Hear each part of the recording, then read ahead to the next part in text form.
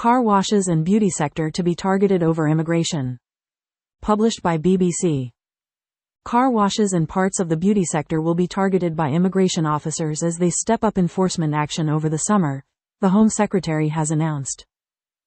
Writing in The Sun on Sunday newspaper, Yvette Cooper said officials had been redeployed to staffing a returns and enforcement program, targeting businesses suspected of employing illegal workers.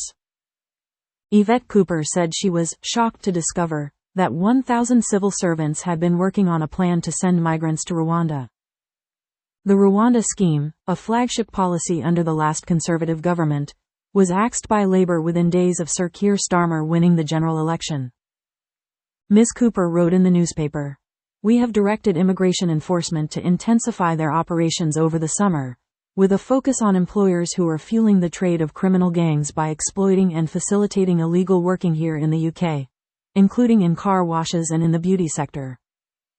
And we are drawing up new plans for fast-track decisions and returns for safe countries.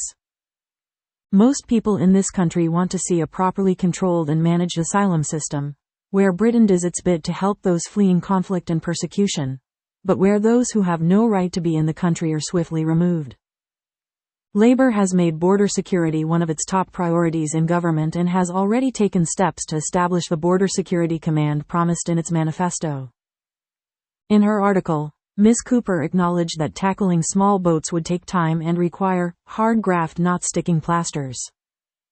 The Prime Minister also used this week's European Political Community Summit to discuss migration with fellow European leaders, and signaled he would be open to considering offshore processing arrangements similar to that between Italy and Albania.